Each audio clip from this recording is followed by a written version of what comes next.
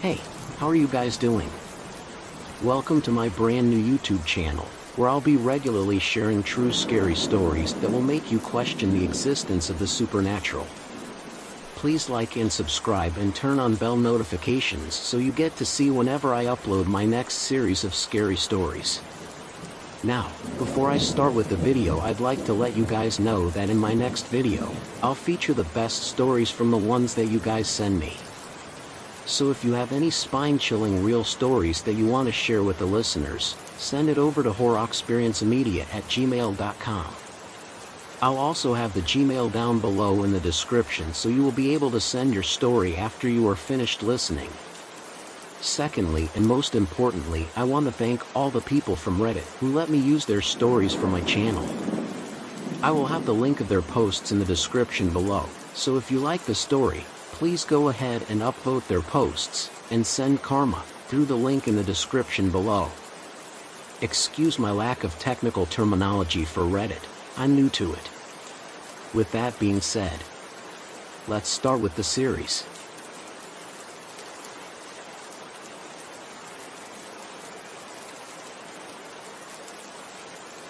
Am I Pretty? By Swag-Shinobi. Urban legends are something I have been interested in since I was a kid. They were always so mysterious, it gave me goosebumps every time I read them. It was raining that day. I was older, so I didn't believe in urban legends and found them stupid and full of shit. Like, how can body which is severed in half walk faster than a human being? How can a spirit appear just by calling her name? Totally not possible. At least that's what I thought. I was walking all alone on a narrow, dirty footpath. It was midnight, so the stores were closed. This area was known for its crime. I could hear some footsteps behind me as I was staring at my phone scrolling through Insta. I started to walk faster, the person behind me did the same. I was terrified. I wanted to look back and say fuck off, but I was too damn scared to even take a glance. Suddenly the figure ran, not that I could see, but the vigorous footsteps made it pretty damn obvious. It took all my courage to stop and look back. There I saw a pretty woman with a mask on her face, covering her face from nose to her chin. I knew I was fucked. I knew what she was. I even knew the fucking phrases she would say. Am I pretty? She asked. Yes, if I didn't say yes, I would be killed in an instant. She stared at me for a few seconds as if she was staring right through my soul. Her eyes were soulless. Suddenly she removed her surgical mask. Her face was mutilated and rotten. Way worse than what I thought. Her face was slit from her left ear all the way to her right ear. It was the ugliest shit I had ever seen. I couldn't say anything as if I was frozen. Hey lady, what are you doing here all alone at this time? Let me drop you home. A homeless drunk guy said. He didn't see me. The slit-faced woman turned her face to the homeless man. This was my chance. I ran away as fast as I could with all my might. I could hear the homeless guy screaming. Next day it was on news that the homeless guy was dead. It's been 5 years since then and I still can't forget her face. I believe in urban legends now, and have even met a few of them. Well, that's for other time. I used to wonder whether I was cursed, but now I believe that I am in fact cursed.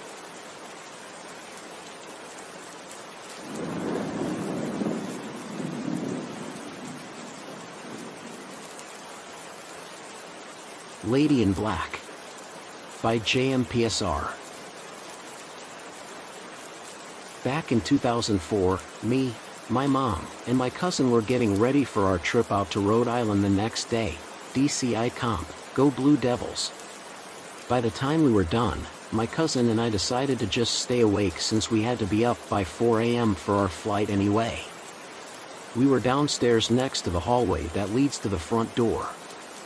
My cousin was on the computer, probably using LimeWire, while I was sitting on the floor sorting through my Comic-Con merch closest to the hallway opening. While I'm looking down, I see in my peripheral vision a woman standing in the hallway, and she's looking down at us. She was wearing a black Victorian-style dress and had a black veil over her face. I don't bother looking up because I'm slightly freaking out at this point, and eventually she disappears. What felt like at least 5 minutes, probably only lasted 30 seconds at most.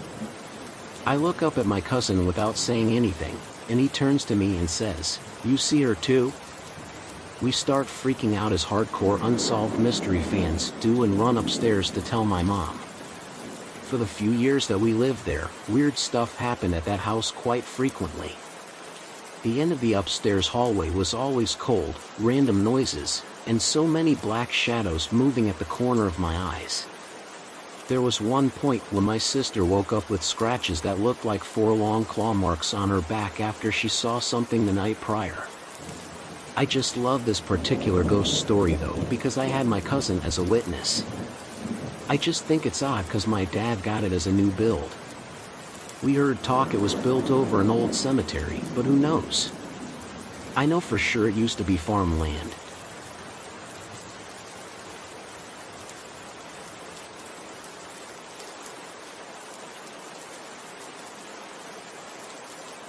Faceless Entity. By Your Average Peep 1109. I was around 8 years old and I still slept in my parents' room. I would randomly wake up between 2 to 3 in the morning for no reason at all. I would just brush it off and fall back asleep again. This one night though was different. I woke up again at around 2 to 3 in the morning again. I tried going back to sleep, but I couldn't. 5 minutes later, I felt like something was watching me. I tried to brush it off but I couldn't. Around 15 minutes later, I still couldn't go back to bed. Finally, I opened my eyes and saw a faceless entity that looked like my mother for some reason. It was watching me. I freaked out like any 8-year-old would have done. I faced the wall, covered myself in a blanket and tried to go back to bed. The next morning I said nothing. I still wake up to 2 to 3 in the morning for no reason, but I never encountered that faceless entity that looked like my mother ever again.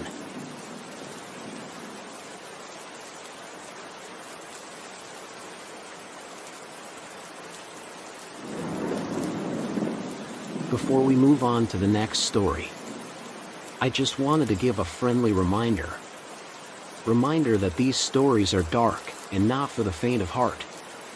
These stories stimulate your imagination for the worse. A mind haunted by the voices coming from seemingly nowhere. So, if you are feeling uncomfortable, you better grab a friend and listen together.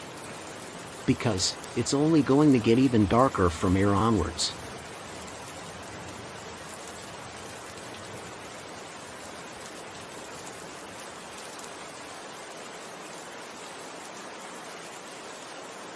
A Mother's Love Endures Through All.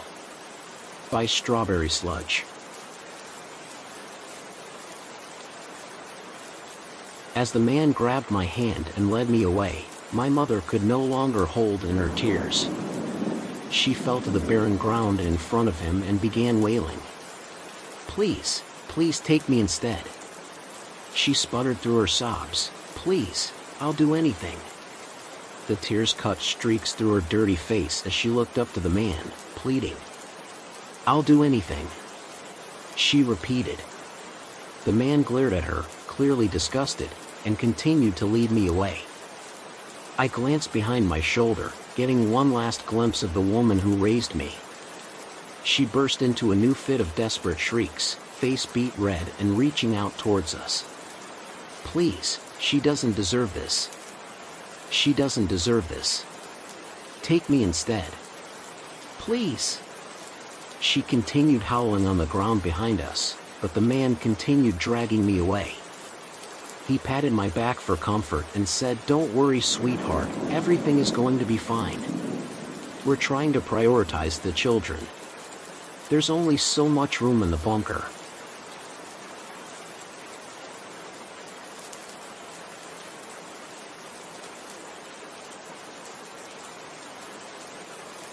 The Girl in the Hallway. By UnfoundedSociety. This was our old house. I was around 7 to 8 months old when this happened, so this is my mother's side of the story. It was raining and it was a dark night. My older sister, which was visiting at the time, my mom, me, and my dad were sleeping in the bed taking care of me. My mom was sleeping until she heard my sister walking to the hallway. The house layout is important, so first is the living room, next to the living room is the kids' bedroom, in front of the living room is my parents' room. The kids' bedroom and the parents' bedroom are connect through a hallway leading to a bathroom. Left to my parents' room is the kitchen, and behind the kitchen is the back room to the outside. My mom asked my sister to go back to sleep. My sister didn't listen. She just stood there looking at my mom with her glowing white eyes. My dad also awoke and told my sister to go to sleep, it's late. Again she didn't listen. My dad went to turn on the light, but when the light turned on, my sister disappeared. My dad went to our bedroom, but my sister was asleep. Fast forward, when I was 8, my mother, sister, and I were sleeping together when my dad was on a work trip. My mother heard items dropping in the bathroom. It was around 2 a.m. and nobody was in the house but us. She was startled but went to check. She found the shampoo bottles in the bathtub. They are normally far away from the edge. We didn't have a window near the bathroom, so it couldn't have been the wind. A neighbor near us said, "Have you seen the girl?" My mother was shocked but said that she did. I saw her through the attic window. Later on we moved to a beautiful 2-story house and thought that was the last of the events. We were wrong. Later, when I was 10, I was with my grandmother in a grocery store. My sister stayed alone.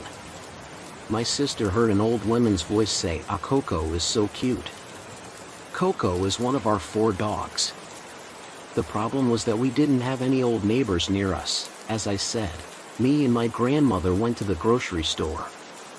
My sister checked everywhere, but she didn't find anyone or anything. We also heard a lot of stuff in the basement, which neither me or my sister were brave enough to check out.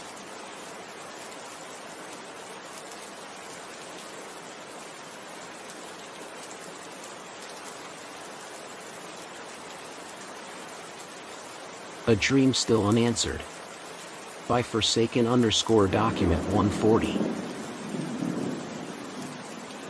Hi. My name is Dominic. I'm a 15-year-old kid that lives in a small town in Texas. Keep in mind this has stuck with me since it has happened, and I'm still confused today. I'd like for anyone to try to give the best explanation as possible and let me know what you think. So back in about 2012, I was about 6 years old. We lived in a house in Abilene, Texas. So turns out, also I learned all this house info years later. The house was placed on an old cemetery, and it was haunted. Well, on this exact date that I remember, it was May 5th, 2012 at 9:20 p.m. I went to sleep and I started dreaming. The dream was my siblings in our bunk bed. The way our house was built was there was this short hallway to our rooms, and ours was in the very back. The front of the room faced directly across the hallway to my parents' room. Down at the end on the right in the hallway there's a bathroom. In the middle there was another room on the left and a closet on the right. Well, it was dark all the way down to the end of the hallway, and all the lights that were on in the whole house was the living room lights. Everywhere else was black and you could barely see into the rooms.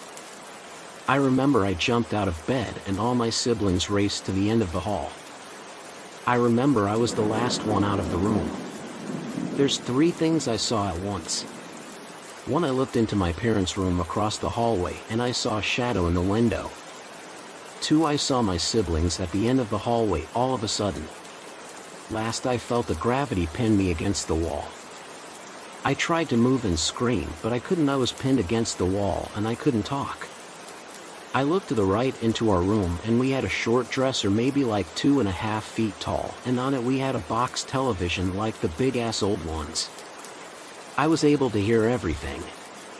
The TV started playing this very disturbing but extremely clear sounding orchestra sound, and on the TV in a somewhat big green font, it said these exact words: "This was not escape from your hell." I looked left into my parents' room and I saw the shadow again. Except I saw it very slowly creeping up to the end of their room and is across their room staring at me pinned against the wall. I remember that I saw the shadow and I looked down the hall and they were gone. The light in the living room shut off and it was dead silent. Not a single thing was making noise. I heard a whisper. I can't remake what it fully said. It was something like I have ________ and it's over, and I spin my head to the area the shadow was staring at me still, and the moment I looked it flew into my face, and the last image was a cloudy cloak and huge white eyes like pearls going into my vision. Once it got to a distance to where I saw black I woke up. I was sweaty and it was disturbing. I didn't know what it meant, so I played it off like a normal scary dream. Then exactly 4 years later, in May 5th, 2016 at 9:20 p.m. I for some reason remembered everything.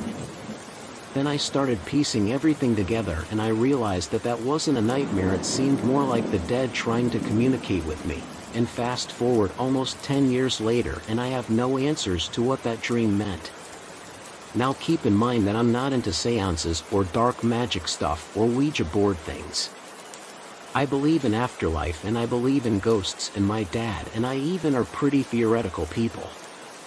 We believe in a lot of strange occurrences that happen around the world daily.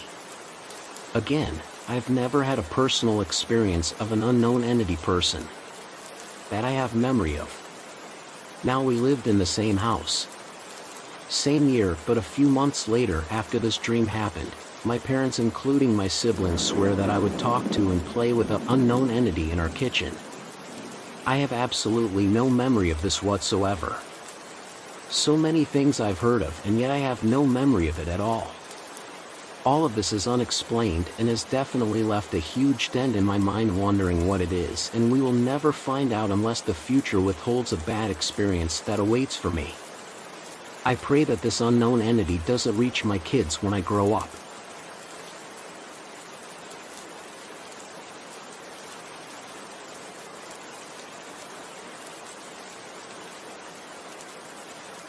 Since you've made it this far into the video, I'd like to make a request.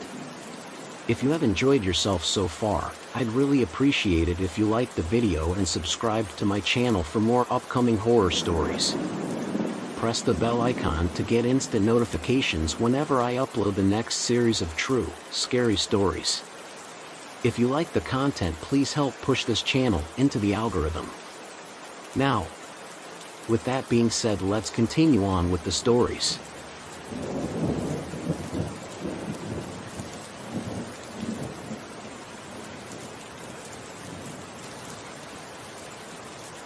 The creature who possessed me left a suicide note.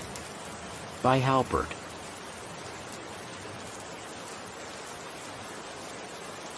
I'm going to write out the note in full. I don't want to think about it yet. Here's what the creature said. Don't talk to me about it. I will not be borrowing people anymore. The person whose fingers I am currently using is named Anna. She attends university in southeastern England, where she studies biology. If nobody talks her out of it, we'll make a career out of scientific research. Research, however, is not where her heart lies. If she were to be honest with you, she would tell you that it wearies her to her very core, and forces her to collapse into her bed tired to her very bones, and itching.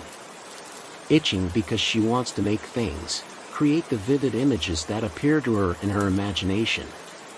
She is, though she will vehemently deny this, an artist.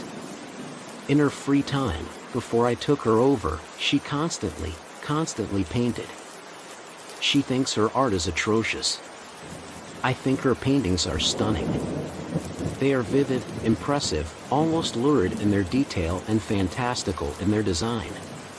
She has a sense for it. She has the ability to put brush to paper and create entire detailed tapestries and kaleidoscopic scenes. She has exquisite color sense. Yellow goes well with teal, with lime green. Royal purple will blend gorgeously with a watery lilac. the tendrils of one color spread across the water to interact with another color, and together they produce a chaotic and impossible to replicate blend. She can not only depict existing things, she can shape new ones. Juxtapose lines and patterns and shapes into utterly unique transformations. I came into Anna through her boyfriend, Nick. I borrowed him for a while. Shamefully, I went for the easy target, and he was an easy target because he was a frequent user of marijuana, and apparently could not tell the difference between my guidance of his actions and his own high brain. I was inside his mind, piloting him, but I was only in him very briefly, since he did not interest me a great deal. I wanted to see who he loved, though, which is how I met Anna. I didn't understand love at the time, and it drove so much of human behavior that I decided I needed to understand it, since no holistic image of humanity would be complete without a comprehensive overview of one of their most basic primary motivators. I understood, 1, that Nick and Anna loved each other, and 2, Nick.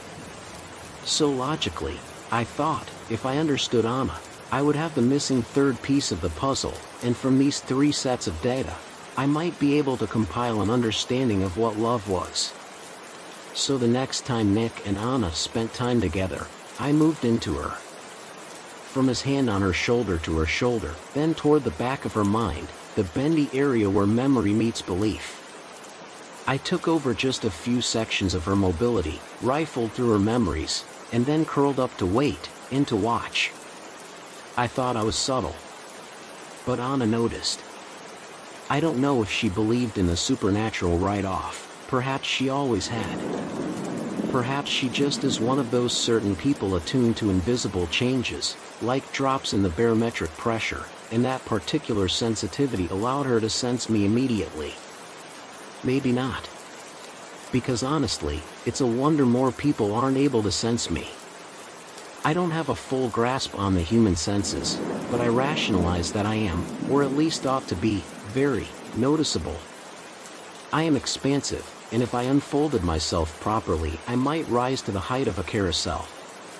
I am young, of course, and therefore small, just birthed out of someone's belief somewhere. But I feel that, since I invade human consciousnesses, I ought be immediately felt. But that train of thought might reflect a flaw in my own thinking. I might be underestimating the size of a human soul. Perhaps it is easy for something as massive and complex as a mind to swallow something like me. Humans are bigger than I thought. Everything is bigger than I thought. When I was in Anna, I could feel her mind try to expel me. Constantly, thoughts shaped into barbs and fired at me, rolling waves forced over me, songs played loud to force me out. A constant battle between us that made her very body twitch. She would hit her own face frequently. During her classes, her summer internship, her weekends spent with friends, she knew I was there, and she fought me.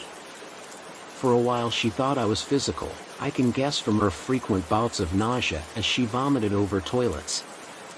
I don't think she knew what I was, nor did she know that I meant her no harm.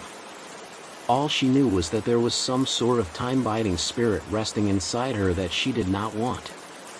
She burned incenses, chanted prayers, and visited people who claimed to have the ability to banish ghosts and malfeasant presences. But none of them knew what I was.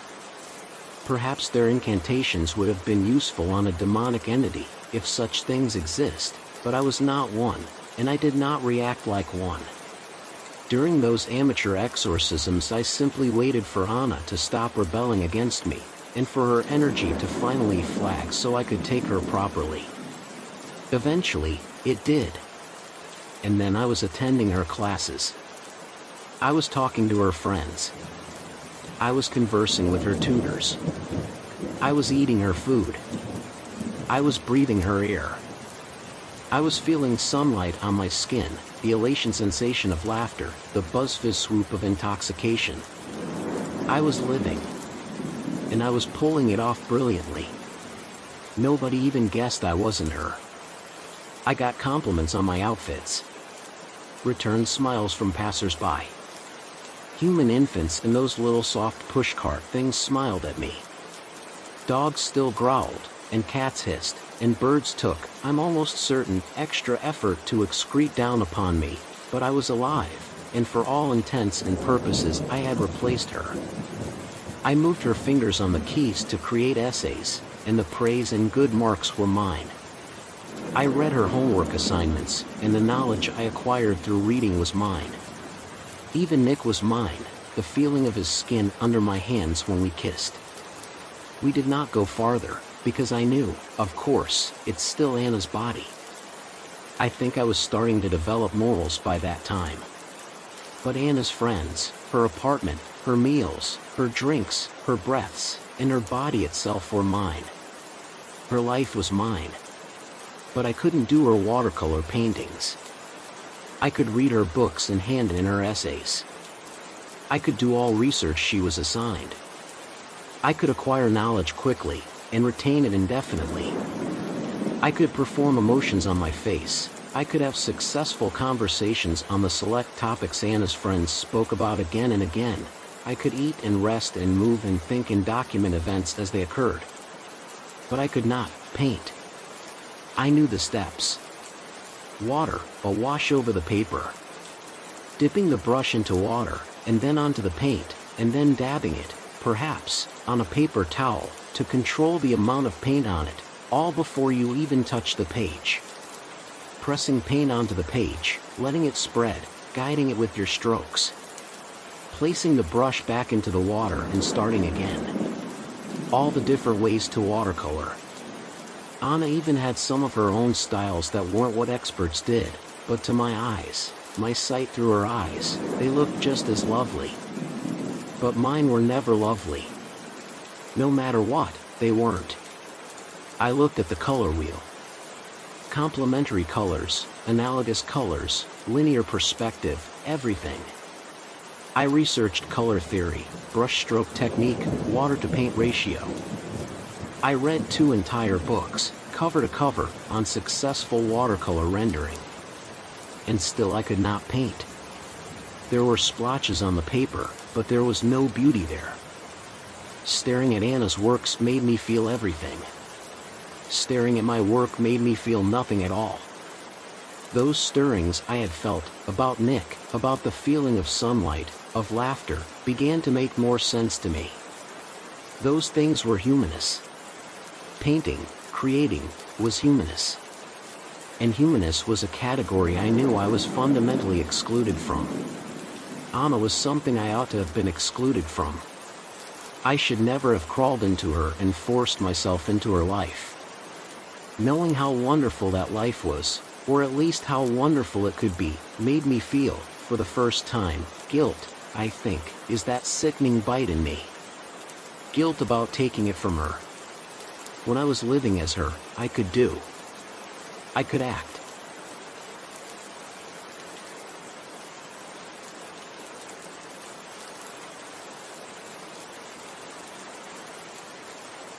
The thing in the corner of my room is my friend. By ITIS1RAINYDAY. First night. It's late, the sky is black and the moon is high. There's a boiling breeze outside. My fan is on, it's too hot to have it off. My head hurts a little and my eyes are adjusting to me waking up, but I'm also confused. Why am I awake? I look around, listening to the rustling of my hair against my pillow as I peer around. Is that a man in the corner? Second night. It's late again and I have woken up. My fan is on and the sky is dark again. It's cooler tonight, but I still like the fan on. The security of sound calms me. The shadow is back. He wears a top hat and a trench coat. What is he doing? I want to say hi, but my voice refuses to activate. I want to wave and see if he will wave back. If he does, fear will certainly take over, but I can't. I can't move at all. Third night. Maybe it's recurring sleep paralysis. I've had it before, but these nights feel different. My eyes darted around for him again. Where is he? Is he here? I hear him breathing next to me. I'm shaking in my frozen state. I'm scared to death. Am I going to die? There is a random man next to me, in the middle of the night, and I cannot scream for help.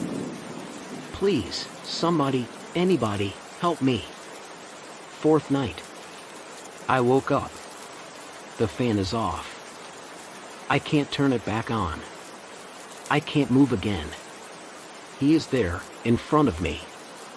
He's nervous. So nervous. I can hear his breath shaking and see his eyes darting around the room, but he is fixated on the closed windows. I waited a few minutes and saw him lean through the windows. He didn't open them or anything. He literally phased through the glass, looked around the outside as if to wait for something or someone before going back and standing straight in front of me. Fifth night. I'm more used to his presence. He still frightens me slightly, but I am sure he doesn't want to hurt me. My fan is on again. The night is hot again. My covers are folded up beside my bed, and he is waiting again. What is he waiting for? Sixth night. I awake to a deep voice. Wake up. I do so, and see the shadow in front of my face. I can see the lack of details of his pitch black face. I can only see his eyes. His empty, eternal eyes. Do not be afraid. I hear crashing downstairs, followed by glass shattering, footsteps and multiple voices. Let's make this quick and easy, the first one said. Oh my God. This is a home invasion. I can't run.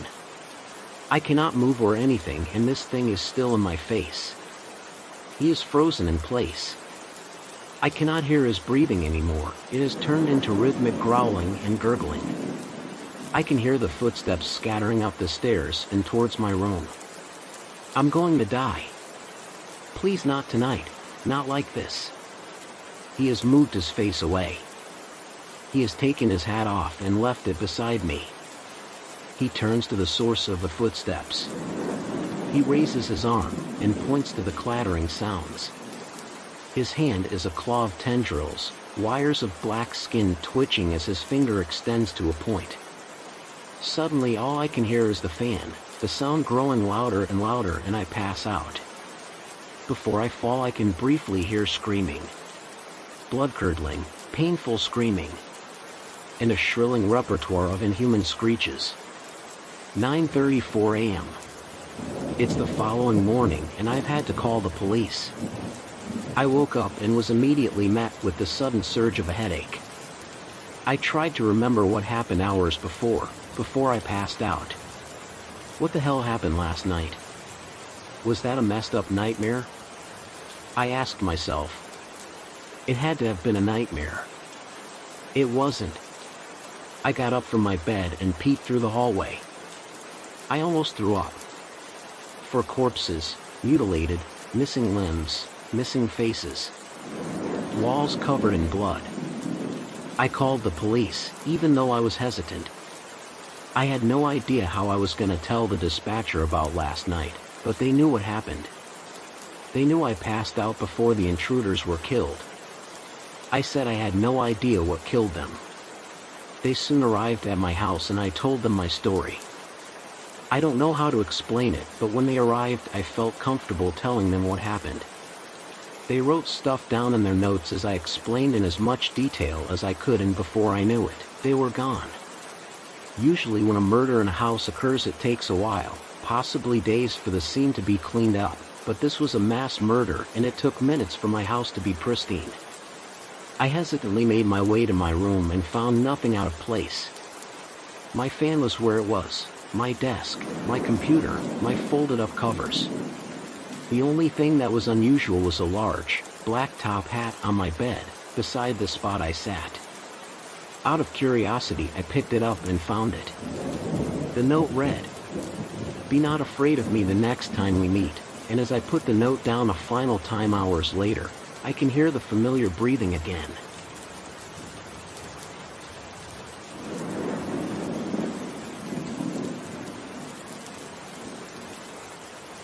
I thought I was alone on the campsite, but I was wrong.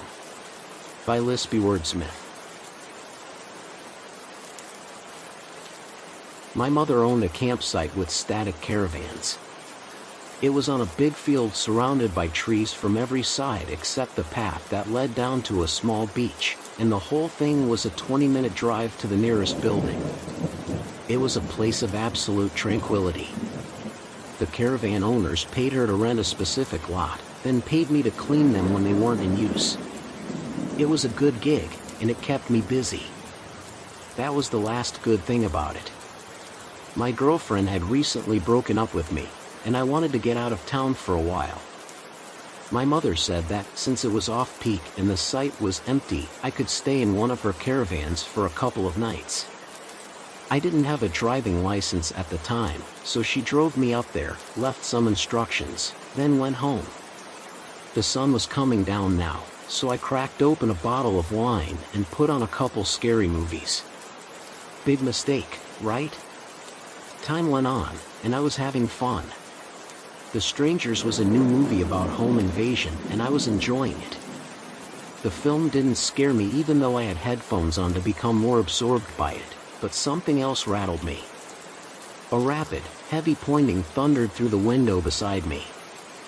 I tore off my headphones and listened carefully. After 30 seconds or so, I was ready to dismiss it when it happened again. Truly spooked now, I decided there was no way I was opening the door to find out who it was. So I waited like a coward, keeping low so my silhouette wouldn't be seen through the curtains. I heard footsteps outside, low mumbling, and then someone tried aggressively opening the door. By now my entire body was ice cold. There was no phone reception out there, so I had no idea what to do other than wait it out and pray nobody came in. I waited. Morning came, and I barely slept. I decided early on that I'd get out of there as soon as sun was up. I packed my things and stepped outside, rushing to the exit. My plan was to walk as far as I could down the empty, narrow country road until I could find reception to call my mother. I didn't make it that far. A car slowed down behind me. I tried to pretend I didn't hear it, but when the authoritative voice told me to stop, I had to turn around. 2 policemen were coming toward me, asking what I was doing. Relieved, I explained everything while they exchanged worried glances. They invited me into the car and took me into town. When they stopped the car, they finally told me the truth. Apparently there had been multiple reports of some sort of cult living in the woods. They'd last been seen heading in the direction of the campsite in navy robes and goat face masks. Needless to say, I turned white. Weeks went on and we heard nothing more. The site reopened and visitors came back in for relaxing trips. A couple months after that, there was a big investigation after 2 sisters went missing, 15 and 17 years old. They were never heard from again. 10 years have passed, and I still wonder what would have happened if I'd opened that door. Worse yet, I can't stop wondering if those girls had been swept away by the tide, attacked by some sort of animal, or snatched up by a creepy cult that hangs out in the woods. I guess we'll never know.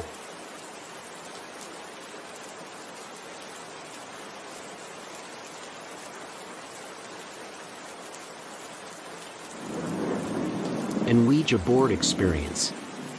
By real_horror_diaries. The story I am about to share now was shared with me by one of my blog readers.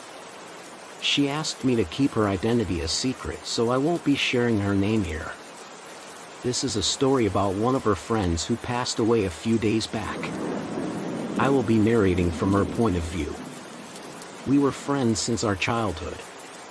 One day when we were in our 12th grade, she came running to me and told me she found a few guys smoking weed in a nearby abandoned house, and when she caught them red-handed, they had offered her some. I asked her to be careful and told her that we would speak about that later in the day. She did not turn up to our regular meetup spot that eve.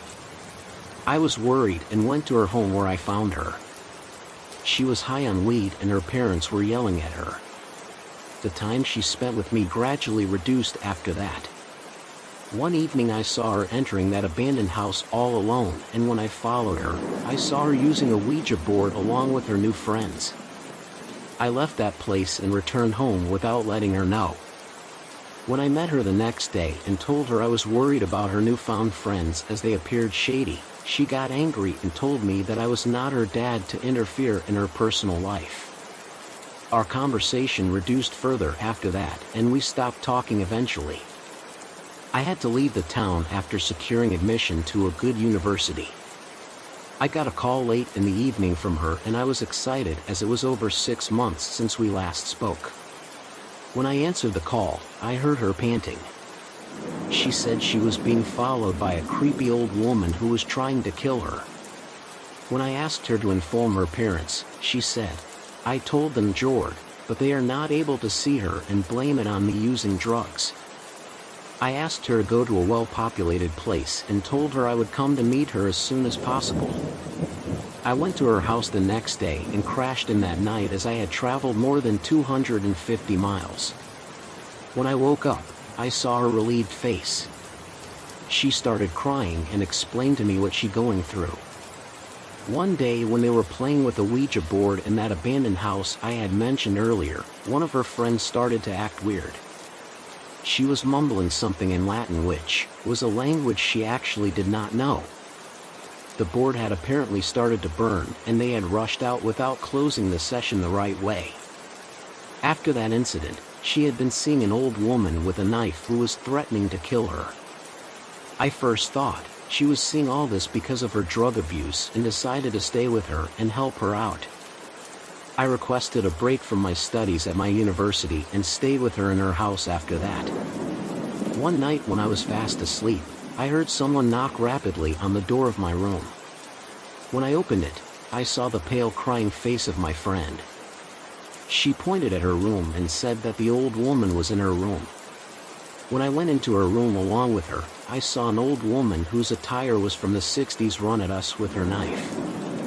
She magically disappeared when we closed our eyes. We were both scared to death and slept together in my room. When I spoke to her mom about what I had seen the next day, she laughed and asked me to joke early in the morning. None of our family believed in us, and we were left helpless. We started seeing that ghost roam around the house in broad daylight even in front of her family members, but no one else was able to see it. We started seeing "Leave her and save your life" scratched on my room door, and when we showed it to her parents, they got furious at us as they thought we were pulling a prank on them. It was a new moon night, and we were in my room chatting about all the memories we had gathered. The clock struck 12 and we decided to sleep as it was already late. I woke up to nature's call, and when I opened my eyes, I saw a silhouette that was so tall that it hit the ceiling of the room, standing near my friend's side of the bed. It was staring at her with a knife in its hand. I tried shouting, but my voice did not come out of my throat. I turned on the lights and the figure disappeared. I woke up my friend and asked her not to sleep until I came back from the toilet. I came back and told her what I saw. She was not too worried as she was used to it by then. We decided to let the lights turn on the whole night and lay down to sleep again. In a while, the lights started flickering and burst, which woke me up, but my friend was still sound asleep. The room was covered in darkness, and I saw that entity stand in the right corner of the room. It swiftly moved near me and whispered, "I warned you," in a creepy tone, and before I could react, moved to my friend's side. That entity sat on my friend's chest and disappeared. My friend woke up screaming and told me that her chest had a burning sensation. She asked me for some water to drink, and I ran to the kitchen to bring her some. When I went back into the room to give her the water she had asked for, she fell unconscious. I woke her parents up and we rushed her to the closest hospital. Her life parted away before we reached the hospital, and the doctor told us that she had a major heart attack and failed to survive it.